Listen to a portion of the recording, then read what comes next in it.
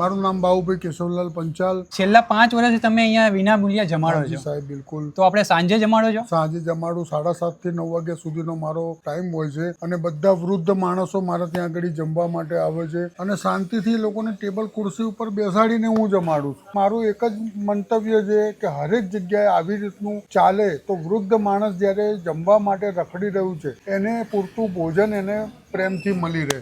આશરે મારે 150 થી 150 માણસ 150 થી 150 માણસ ડેલી જમવા આવે છે. અને એમને એક મને ઉપદેશ આપેલો અને એક સંકલ્પ આપ્યો કે ભાઈ તમે રોજ અહીંયા આગળ કોકને જમાડજો, ભગવાન તમારું સારું કરશે. ઘણી જગ્યાએ એવું હોય છે કે ભાઈ માણસને કરવું હોય છે પણ એમને બિચારાને સપોર્ટ નથી મળતો.